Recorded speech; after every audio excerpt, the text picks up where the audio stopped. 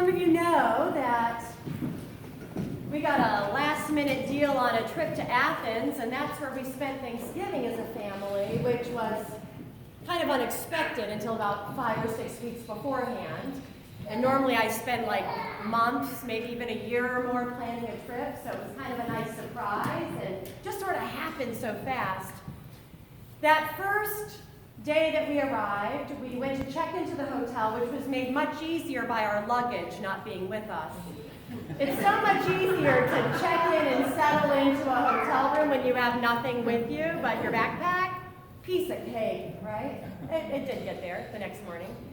And so we were freed up to just kind of go out and explore. And because we were waiting for our luggage for so long around the luggage carousel, there were all these free maps of Athens. And we had pulled them out, and we had that in our hands. And we left the hotel, and we went through the Plaka, the old town area. And naturally, you're just led up towards the Parthenon, sitting there, the Acropolis, the Parthenon.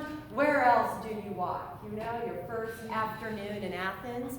And so we're sort of moving in that direction, and at some point, we find ourselves in that rocky, very smooth rocky. The rocks are worn by people sitting on them and touching them for ages.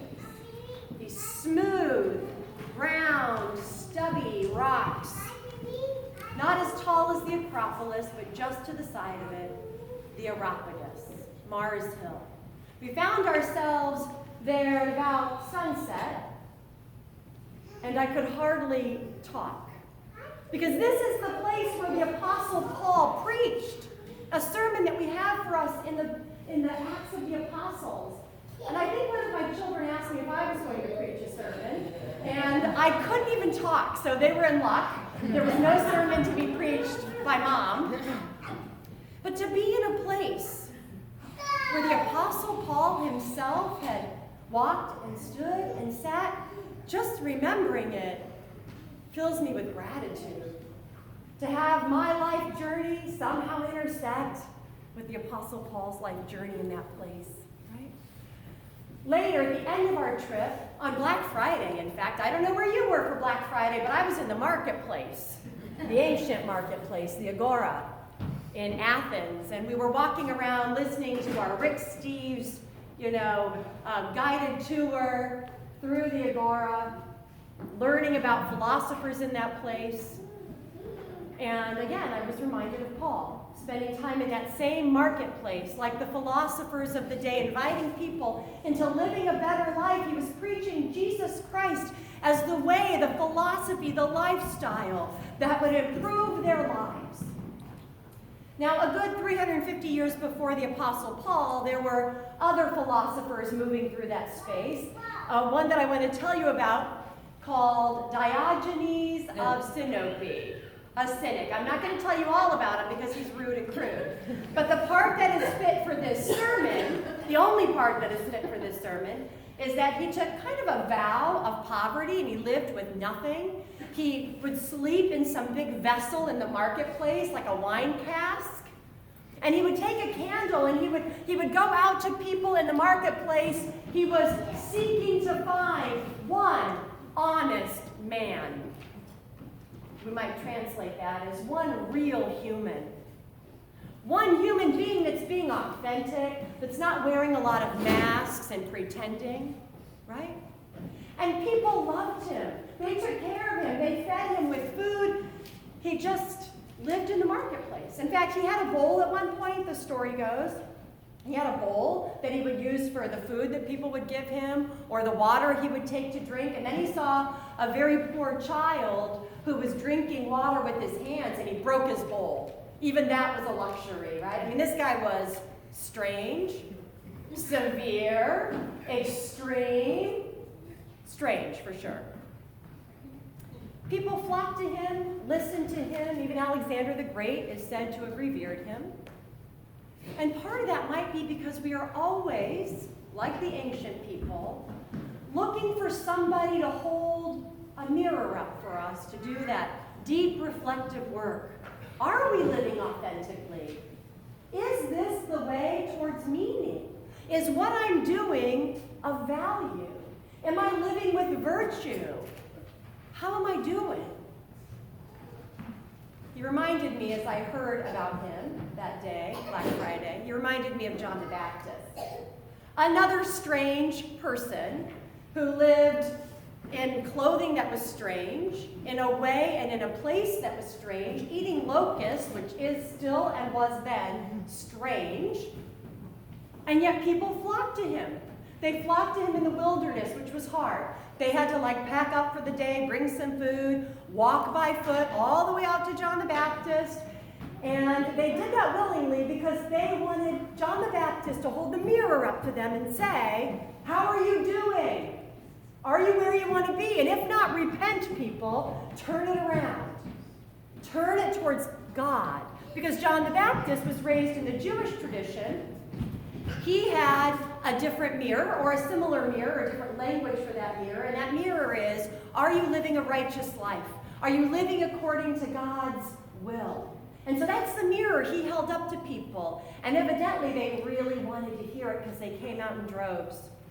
I think the religious leaders got to church on Sunday morning or synagogue on Friday evening, and all the people weren't there. Maybe the religious leaders, the Pharisees and the Sadducees, come in to lead worship and, hey, where's everybody? They've gone to see John the Baptist again. So the religious leaders, aware that the people are flocking out to the wilderness, they get out there too. Now, maybe they want to hear what's so good that all the people are listening to. So glad there's so many of you at church today, or this sermon would feel really different. If this was an empty, right, that would be a really awkward moment in the sermon, wouldn't it? And so these Pharisees and Sadducees, religious leaders of that time, go out to either hear that message that people are longing for, because they're smart enough to know that maybe there's something they're missing in the synagogue worship. Maybe not. Maybe they're doing the same thing and saying the same things, but John the Baptist wearing a camel's hair outfit is just more compelling, right? It's just more compelling than their fancy robes. I don't know. So they go out there. And John the Baptist rewards them by calling them, you brood of vipers. That's the most fun to say, right? You brood of vipers. I mean, that's not very nice. That is not very nice at all, right? You brood of vipers. They come out there, maybe to see what's going on and what the people are flocking, but maybe they also go out there for themselves. There's a chance that the Pharisees and Sadducees go out there so that they can understand if they need to do some turning it around too, some repentance, right? So John the Baptist, when we look at this text, let's notice a couple things. First of all, there's no Jesus in the text. You think there is, because if you grew up hearing this story, you're thinking all the time, it's pointing to Jesus. He's talking about Jesus right here. This is about Jesus. You might even have been raised to believe that Jesus is his cousin, which may or may not be true, but it is a traditional idea that John the Baptist and Jesus are related in some way. Okay? John the Baptist is talking about one who will follow him, but he never mentions him by name in this text. So I think this might be one of the only gospel proclamations that does not have Jesus in it. And I'm okay with that, because perhaps that creates my own longing. My own longing for Christ to come at Christmas, which has a lot of Jesus in it, right? Christmas Eve, it's going to be a lot of talk about Jesus, baby Jesus, the Word made flesh, Jesus Christ, all the hymns. This text does not have Jesus in it. It's pointing towards something that makes me long for Jesus. It points me towards that need I have, right? So as we think about John the Baptist, we can notice that Jesus is not in the text. Interesting. We can also notice that of the many characters in the text, we might identify with one group or another.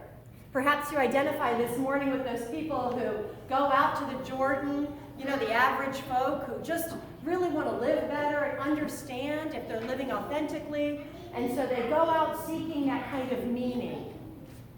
Maybe you relate to the Pharisees and Sadducees, the religious leaders who kind of are a little, I'm not sure about this, but I want to check it out, right? And then they kind of get there and they got called a name.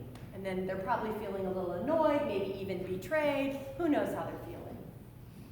But perhaps this morning we might identify also with John the Baptist himself.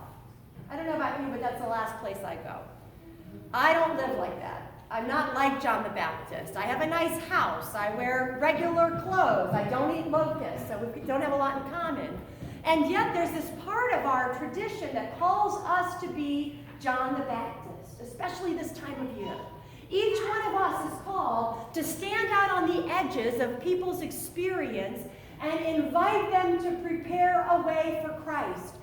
I don't think we do it by calling them brood of vipers, though. We don't do it by yelling. I don't think that works, right? We do it, most of the time, by example, by living a life of virtue and righteousness. And then when people connect that we're also people of faith, that we're Christians, they start to put that together and understand something. And that makes space for Jesus in their lives. There's lots of ways we can do it. What I know about preparing a place for Jesus and helping those around me and the world around me to make space for Jesus is this. It's a lot like preparing for Christmas in general. Now, unless you're one of those people that has your Christmas tree all decorated, covered in a big sheet of plastic, on a rolly device that rolls in and out of the closet every year, anybody? That's so smart. If I had the space, I would do that. I don't have the space.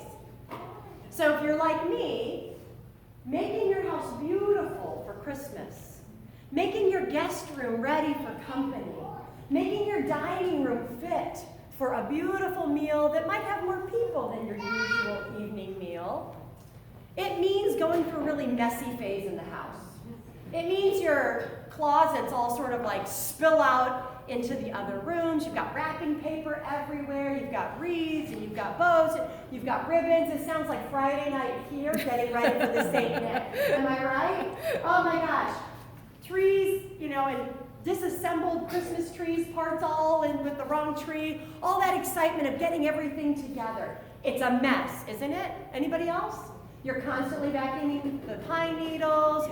You're trying to find the right dishes. You can't find that one decoration that is so meaningful. Where did I put it in that hurried rush to clean up on, for me, February 2nd? That's when I clean up.